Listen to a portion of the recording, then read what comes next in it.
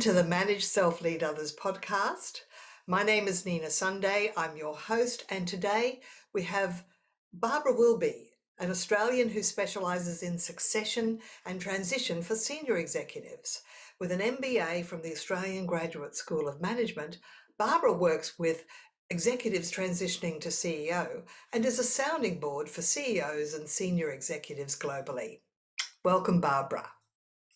Welcome, Barbara. Thank you very much, Nina. Great to be here. It's a pleasure. And I'm curious, how does someone start to think about being a CEO or getting promoted to a senior executive position? Yes, good question. Thank you. There's an old saying, Nina, by the inch it's a cinch, by the mile it's a pile. And what that's a funny way of saying, let's break things down into their component parts. So to think about being a CEO is a huge undertaking because it's not just a promotion, it's a quantum leap. A quantum leap, yes. So why would someone even think of making such a quantum leap? Well, it could work. Well, interesting, because it serves their values in some way. It serves something that's truly deeply important to them, and they want to make a difference in their industry. They want to make a difference in their organisation. They have natural capabilities of leadership. They can go into a situation, see what needs to be done. And I do believe that our listening audience is not only experienced managers, but aspiring managers. So it's possible that we've got individual contributors listening that aren't even yet a manager. Yeah. Can you think about being promoted to CEO too soon, or do you have to wait until you've actually had a few management experiences under your belt? I think at some level you've got to either really envision yourself or have had experience leading people. And now that could be leading, a team of 6, and you might aspire to lead a team of 1,000 or 10,000 or even more. But you need to have some experience of that. And the key thing, Nina, is to go from technical contribution. I'm a great financial analyst, or I'm a great risk manager, or whatever it is, to being a leader and a facilitator and a bringer together of people, and someone who articulates a vision for the organisation rather than just a function. So that's one of the key differentiators there. So never too early to start, though, to answer your question. Oh, that's nice to know, because I think we need to think about, why do we even want to progress to CEO, in the sense of, do you sort of look at the underlying motivation? Because I'm thinking there are some people that just are perhaps overly ambitious and just look at me, look how great I am. They want to be a ruler, they want to rule an empire. Or how do you foster this concept of your servant leadership? You're there to bring out the best, the capability of your people, that benevolent aspect. Do you kind of touch on that when you're advising and consulting with potential CEOs? Yes, I do. I've got a 5-stage program, Nina, and the first one is foundations, what we call creative foundations. So, looking inwards, saying, why do I want to be CEO? Why truly?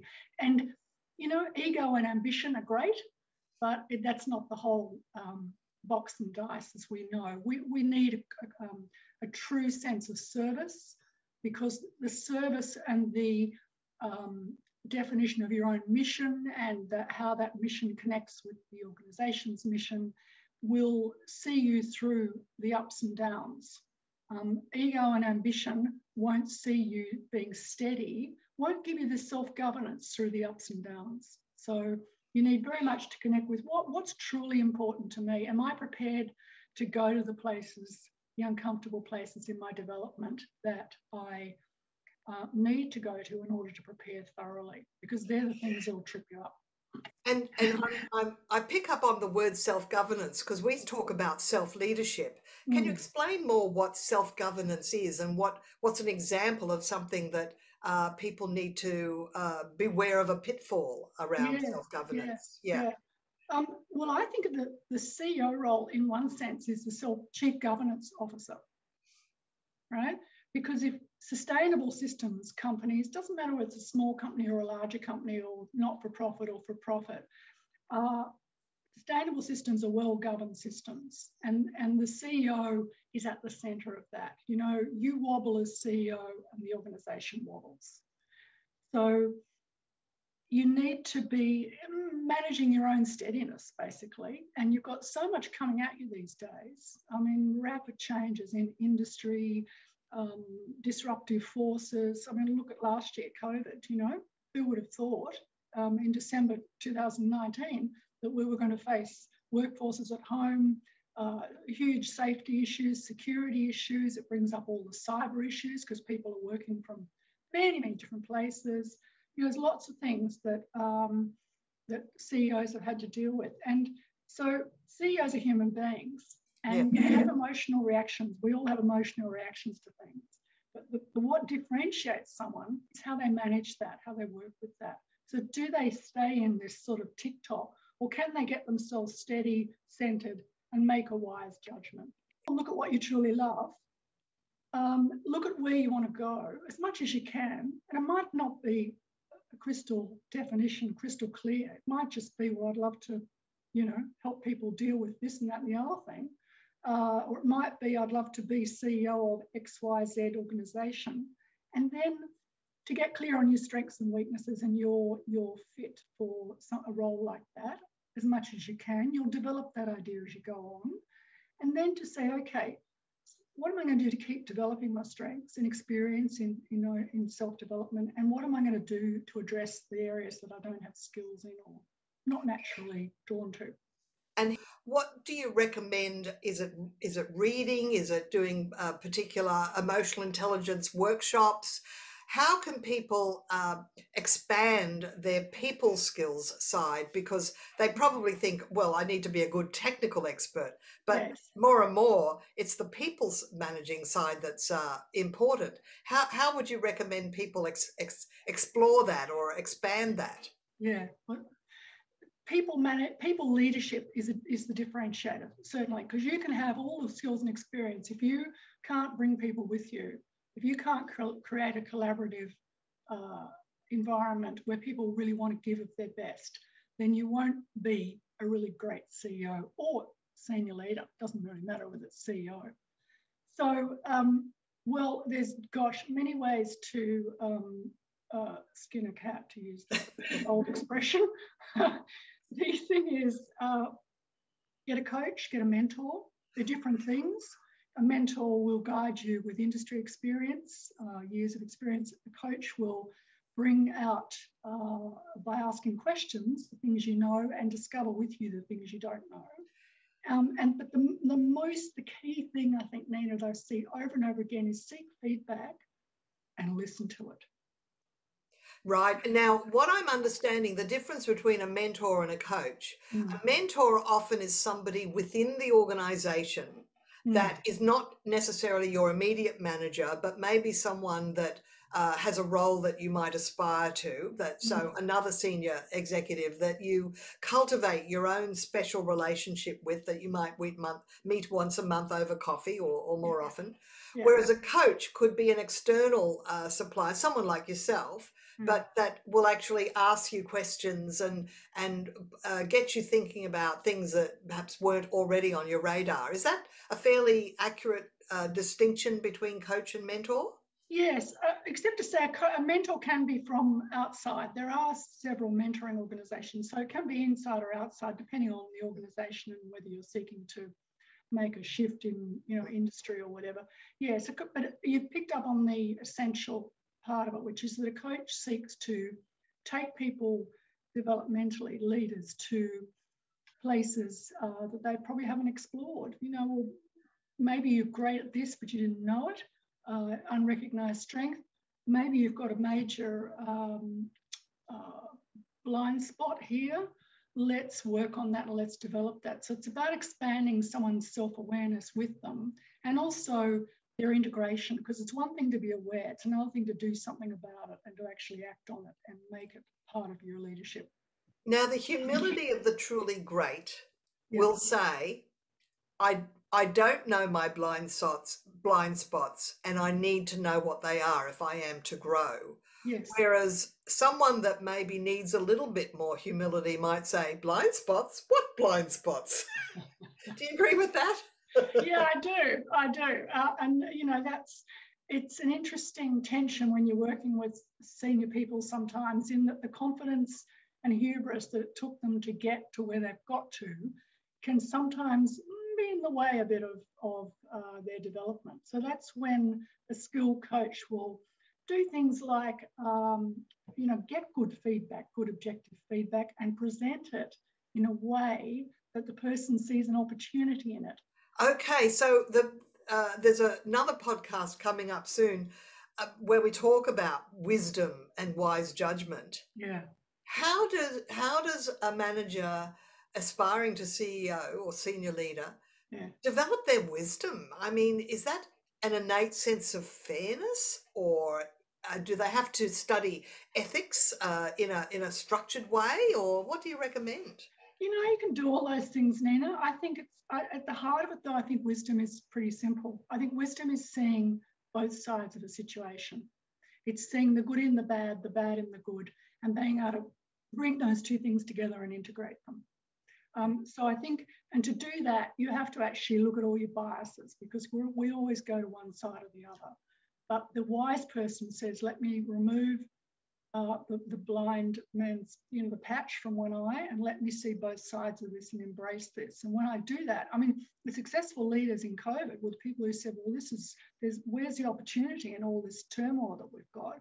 And they worked with it and ran with it. And they were the adaptable people.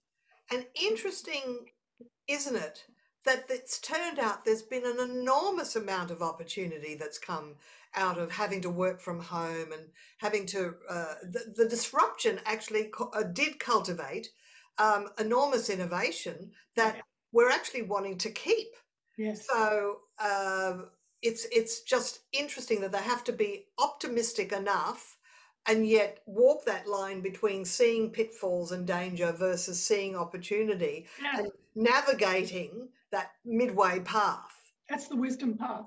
That's why I called my business Corporate Wisdom, because that's truly what I teach, and what I think is most beneficial for leaders, because it's a sustainable state of being that creates wise action, the doing, which creates the results. So being, doing, having, the old model.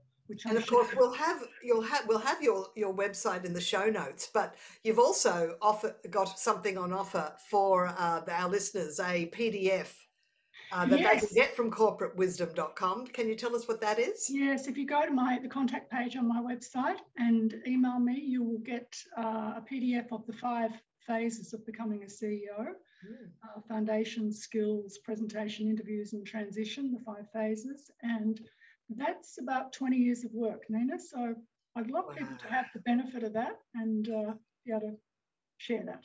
Well, I do want to ask you more about those specific phases, but have you got any stories or anecdotes, without naming names unless you wish to, of people that have grasped the opportunity to rise to senior leadership that otherwise they might not have if they hadn't had the confidence or the certainty that they could do the job? Yes, I can share one example with you. Obviously, as you say, a lot of it goes in the vault. But yes, one CFO who was very much a technical manager.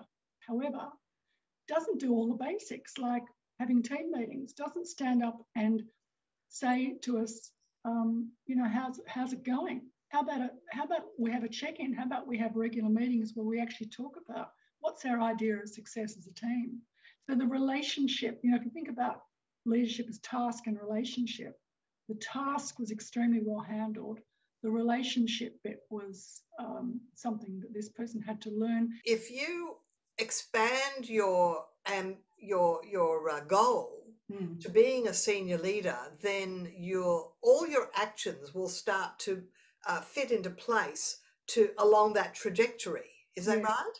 Yes, it is. And importantly, the bigger your vision gets in terms of what you would love to lead, the more you need to develop yourself to match it, because an undeveloped leader with a big vision is a problem waiting to happen, because they won't have the personal resources and the people skills to deal with, to execute on the vision.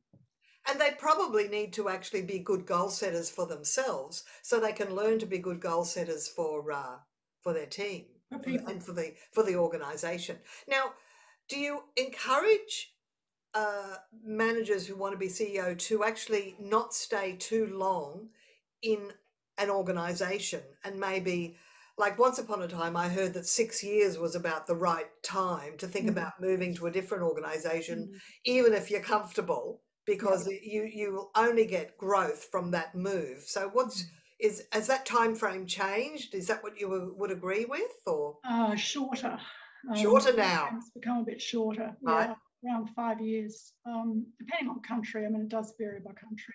And so a manager who has a really good team member, or who manages another manager who've been there for 4 or 5 years, don't just leave them alone to just do the job well, because if they have any sort of mettle for leadership in them, they're going to be looking to move on. Yeah. So it's really up to you as their manager to give them growth opportunities, to bring out their capabilities, or they'll be saying bye-bye.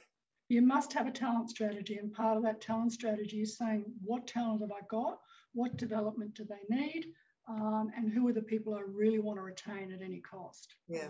And that will be development opportunities. Sometimes it will be financial remuneration, etc., etc. Anyone wanting to become CEO needs to get good at public speaking. And by that I mean speaking to the group. Say it's someone's birthday. Yeah. Being open to saying a few words about acknowledging the person whose birthday it is and why we're together, and maybe adding some big picture vision statements to that little 1 or 2 minute piece. Do you agree with that? Like being good at presenting to group meetings like that? Oh, you absolutely must, because if you disappear back into yourself, or you don't have enough practice. I mean, the years before getting to be a CEO, months or sometimes weeks. I've had people say, "Oh, I've got an opportunity. I think it might come up in a couple of months." One of the things I say to them is, "Okay, stand on your feet now and talk to me, because I want to see, do they have some sense of how to project themselves, how to relate to people, how to connect with people?" All of that's very, very important. And particularly, I mean, as you would know more than anyone, in this day and age of computers, Zoom meetings, remote locations, you have to actually be able to connect it with people at quite a deep level to engage, to help them engage, and for them to feel connected in the organisation. Yes, well, I'm a professional presenter, so from time to time I've had one-on-one coaching with senior leaders that just wanted to expand their executive presence when they're presenting. Yeah. So even would you ever suggest somebody join an international association, but that has local branches everywhere, called Toastmasters? Would that be a positive thing? Toastmasters is generally excellent, because it's just such basic stuff, but it's so good. You know, their formula is, I did Toastmasters, and many of my clients have done. There you go. And it trains you in impromptu speaking. And that's what, as a presenter, I think that's one of the key skills of a CEO, because as a presenter, I also get invited to offsites where they have the CEO and they have multiple workshops running simultaneously. And I've been one of the workshop leaders. And I remember they'll have maybe the get together and the dinner and the drinks on the first evening. The CEO stands up, and I remember one I was invited to where it was the departing CEO who was leaving Australia to go to Europe, and the incoming CEO. And I asked a few people, what is it about the departing CEO that everybody loves? Because there was so much love and sadness in the room that he was leaving. And they said, or this one person said, that leader is kind. What that says to me is I feel he cares about me. All right, you mentioned that people can access the 5 phases of CEO preparation Yes. by going to corporatewisdom.com. Mm. And you did quickly mention the 5 phases. Is there one that you want to sort of, just in closing, maybe talk a little bit about that we haven't sort of touched on yet? Yeah, I might talk about transition actually, Nina, because you know you've done all your prep, whether it's years and months or months. You've got your presentation, you've done the interviews, and gosh, they've offered you the job. Well, it's not just about walking in on Monday morning and thinking, you know, you really have to step into the role to work out what are your early achievements going to be, to send some signals to the organisation. Who do you need to perhaps move on in terms of the executive team? Are there people, you know, who don't fit in the new vision, or is it just a restructuring? I'm not saying, you know, you come in as a slash and burn merchant, but, you know, you need to think about those things, and people need to think about whether they are comfortable working with you too. So that's a two-way thing. And really importantly, how are you going to allocate your time? And that then involves thinking about stakeholders, or external and internal, and how will you build relationship with those people in the first year, those institutions or different individuals, because that will be, you know, as we've outlined with building relationship in leadership is key. And rather than being, you know, a line manager and just going, I want to be CEO, what do you think is the second tier of role? I guess it's a C-suite role that you need to have in order to become CEO. Is that right? So what would be the best C-suite role to aspire to that would then ultimately lead to CEO? Depends on the industry, I mean, and depends on the circumstances. But I mean, commonly, finance is seen as a good vehicle. You know, if you can have a solid financial background and you understand then closely the organization's strategy, because you can buy in the other skills, you can buy in marketing skills, but in some industries it would be technology background, because you know, that's what it really depends on what the core strength of the organization is and how well you align with that. Sometimes they'll bring in, you know, an organization wants a completely fresh take, they'll bring in someone who's not in that mold and you know, supplement skills around the executive table. So yeah. Well, I do know that when I was working in television at ABC, Australian Broadcasting Commission or Corporation now, they brought in someone that had run Queensland Railways to head the you know, the Australia-wide television corporation. So CEOs do actually transfer across different industries. So I'm just thinking, is there, if someone does not yet have any kind of university or college qualifications, should they try and get some like an MBA or some sort of accounting or economics qualification, or is that not really so important? Depends on what you want to do. Yeah, but look, you do need to be able to read a balance sheet or financial statements at some level.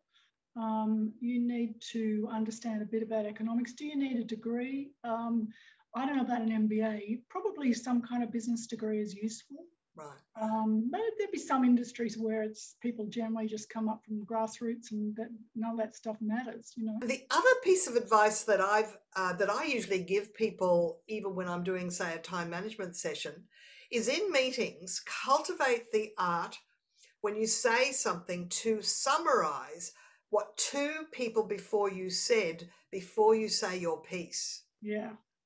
Because it cultivates guiding the group to have a big picture awareness of how the meeting is progressing. And then it cultivates you to have the ability to say, well, I noticed this was said and then that was responded to, but what I'd like to say is. And I think that's a marvelous little template, if you like, or process to participate in meetings. Do you like that one? I do. They call it the synergist role, which means to bring together There's actually some work on that by a guy called Les McEwen, predictablesuccess.com.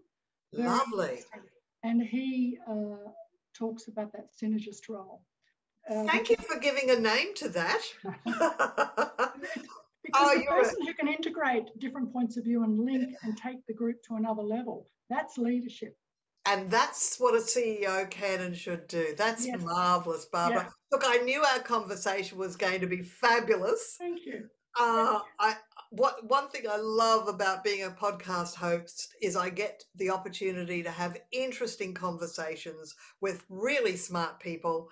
And thank you for your contribution today. It's been fabulous. Pleasure. Thanks, Nina. You've been listening to Barbara Wilby, who's a specialist in transitioning senior executives to CEO. And this is the Manage Self, Lead Others podcast. Rate, subscribe, and listen and enjoy. Ciao for now.